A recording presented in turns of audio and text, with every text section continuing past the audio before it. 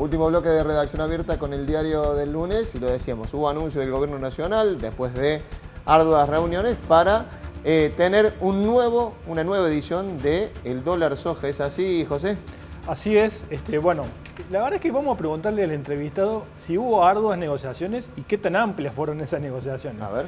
Porque hay ya varios sectores de productores medianos y chicos y agrupaciones de productores que no están tan conformes con esta segunda edición del dólar soja. Así que vamos a preguntarle a Gabriel de Rademacher, que es vicepresidente de CRA. ¿Cómo andamos, Gabriel? ¿Todo bien? Muy bien. Un poco si nos podés contar, Gabriel, en líneas generales, en qué consiste esta nueva edición del dólar soja, y después vamos a meternos a ver qué se puede esperar, ¿verdad?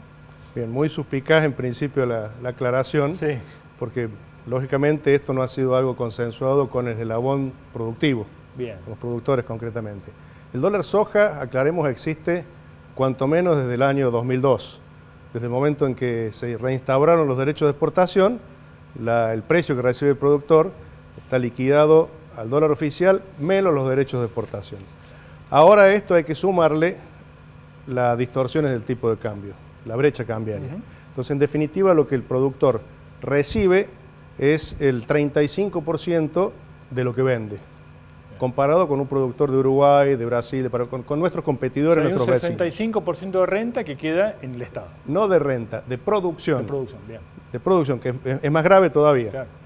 Lo que hace el gobierno es mejorar en parte esa ecuación de cambio para dar un aliciente para promover una liquidación, una anticipación de liquidación de soja, y con eso potenciar el ingreso de divisas al país. En el momento que que a grandes sabemos que rasgos es como si no les estuvieran cobrando retenciones. Es como si bajaran un par de puntos los derechos de exportación. En lugar de retenerte el 65, te retienen el 60 o el 55. Ese sería el aliciente. Pero claramente sigue habiendo una distorsión enorme en toda la cadena agroindustrial, y esta situación, esta resolución genera todavía más distorsiones, porque claramente en el campo no todo es soja.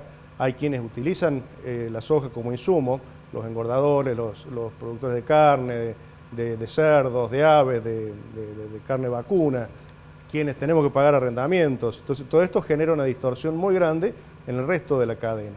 Pero bueno, el gobierno prioriza en principio la recaudación y el ingreso de divisas, que evidentemente es urgente, ¿no? Decía usted que no fue consensuado con la parte de la cadena productiva. ¿Con quién fue consensuado y a quién beneficia? Esto beneficia al gobierno y fue consensuado con los exportadores. O sea que también beneficia a los exportadores, no más. La edición anterior, el dólar soja 1 o 2, depende como quiera llamársele, porque en realidad ha habido 3 intentos de mejorar el tipo de cambio. En el segundo intento, la soja de 200 pesos por dólar, la de septiembre. La de septiembre, sí. Hubo una transferencia gigante de ingresos del eslabón productivo al eslabón de exportación. Nunca se respetaron los 200 pesos por dólar.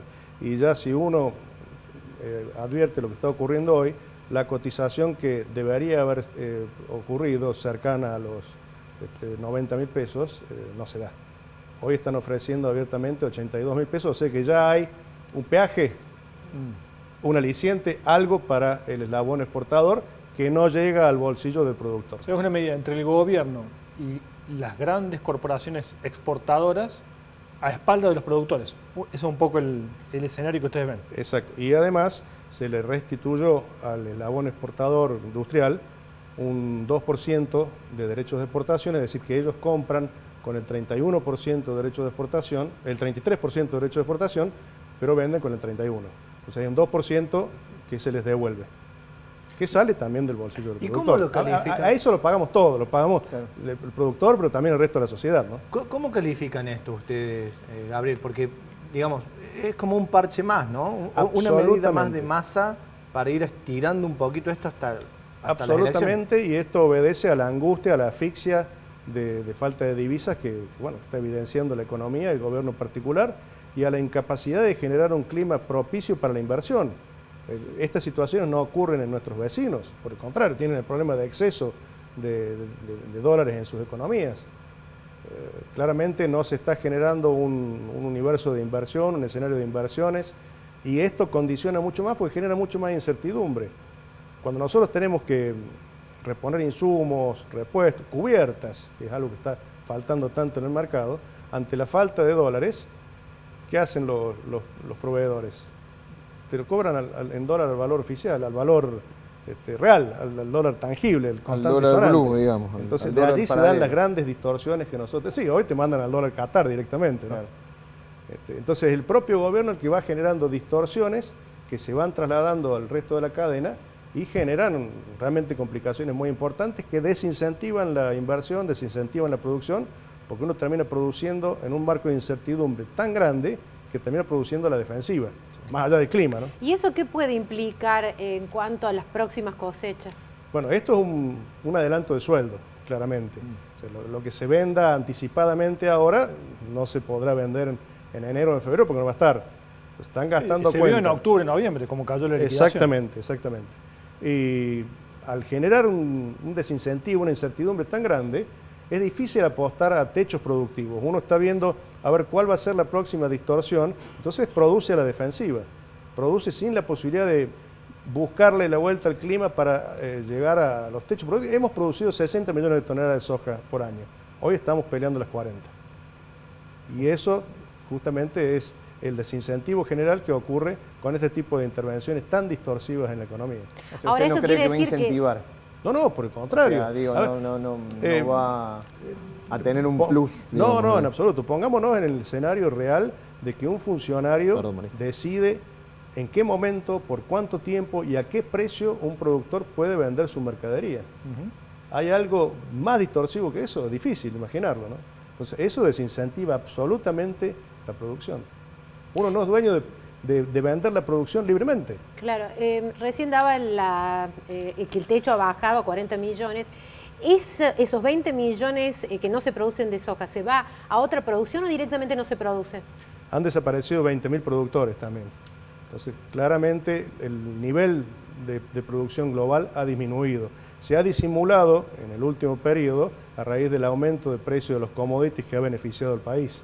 Pero cuando lleguemos a un escenario de precios normales, si no cambia esta situación, ahí el país realmente va a sentir la sequía de divisas. Y todo lo que viene atrás, porque esto, uno habla de los dólares que tienen que ingresar al país, pero se olvida también de la generación de mano de obra, de los movimientos de los pueblos del interior, de todo lo que mueve el campo atrás de la economía. Hay una agenda, tanto del Ministerio de Economía como de la Secretaría de Agricultura, que vaya por otro camino que no sea este que es básicamente el recaudatorio, ¿no? ¿Ustedes ven algo que diga, bueno, esto nos va a ayudar a llegar a las próximas liquidaciones y hay que bancarlo, pero están trabajando en esta línea? ¿Hay algo de fondo? No que uno lo conozca. Es más, en momentos de reverdecer de la economía, tampoco se ha planteado. El gobierno ha tenido en su relación y en su visión hacia el sector productivo agropecuario siempre una concepción negativa, casi yo diría que ideologizada. Entonces ven al campo como un elemento de recaudación fiscal. Nunca lo han incentivado, estimulado, o cuanto menos no se le han quitado nunca las trabas que están generando esta situación. Eso se esperaba por ahí de quizá otro sector del gobierno. Tenían más expectativas en masa que lo podrían considerar por lo menos un poco más amigable a lo que ustedes plantean, digamos, desde las entidades agrarias. Había algunos dirigentes que sí, que podían tener esa concepción. Lo que pasa es que es difícil imaginar ese tipo de planteos en un gobierno donde hay una persona que tiene una visión muy ideologizada y que tiene el poder de veto, ¿no? Que es la vicepresidenta. O sea, en el caso de CRA, directamente no había ninguna expectativa con Massa. Había dirigentes que tenían alguna expectativa, pero bueno, quienes teníamos una visión, si se quiere, más pesimista o realista en función de los condicionamientos que iba a tener que enfrentar el ministro Massa, condicionamientos internos para llevar adelante políticas de apertura, era claro que le iba a resultar muy difícil. ¿Va a responder el sector agrícola a la expectativa del gobierno de recaudar 3.000 millones de dólares? Porque yo creo que eso ya está asegurado por los propios exportadores. Yo creo que ese volumen está comprometido y está en manos de los exportadores. Porque esta segunda edición responde a que la primera fue, en términos de lo que el gobierno esperaba, fue exitosa. Muy exitosa. Con lo cual, si ya se aseguraron 3.000 millones, probablemente en abril vuelva, digamos, una tercera edición de dólar soja. Bueno, eso es lo que genera incertidumbre. Y si alguien puede de pronto, genera especulación, porque si alguien puede de pronto posponer algunas ventas justamente pensando en que puede venir un dólar soja 3 o 4, y bueno, lo hace. Quien está condicionado por los vencimientos impositivos, vencimientos de insumos y demás, ¿Pero cuál, es el problema, hacerlo. pero ¿cuál es el problema de la especulación? En un mercado... No debería existir un problema, pero en la concepción que tiene el gobierno, aquel que justamente busca un mejor nicho económico para canalizar su producción, la venta de su producción, es mal visto. Es mal vista la ganancia en este momento. ¿Tienen alguna agenda encaminada con los legisladores, diputados y senadores de Córdoba para volver a reinstalar algunas de las discusiones del sector en el Congreso? Caso retenciones, por ejemplo. Sí, ¿O está un poco perdido ya ese terreno? Tanto con el oficialismo, con la oposición, se viene conversando y de hecho hay proyectos presentados ya en el Congreso para, bueno, generar cuanto menos una agenda que le dé cierta previsibilidad a la eliminación de los derechos de exportación, hasta progresivo. ¿Y qué expectativa tienen? Con este gobierno ninguna, por la composición de la Cámara. No es un gobierno que esté predispuesto... O sea, que son proyectos que van a quedar ahí hasta que haya... que haya un cambio, alguna cuanto menos de la composición del Congreso, ¿no? Gabriel de Redemaker, muchas gracias por Muchas estar aquí gracias en Redacción Abierta con el diario del lunes. Cumpa, nos vemos el lunes que viene. ¿Cómo no? ¿Será hasta el lunes? Nos vemos. Será hasta el lunes que, a ver, tenemos este miércoles partido de la Argentina. Podemos jugar sábado o domingo, esperemos. Octavos. Y bueno, y el lunes charlamos. Y el lunes vemos si venimos con la cara pintada o no, digamos. O si nos pintaron la cara. No pintaron. Bueno, nos vemos hasta Buena el lunes. semana. Y con ustedes nos reencontramos mañana con más Redacción Abierta. Chao, gracias por estar ahí.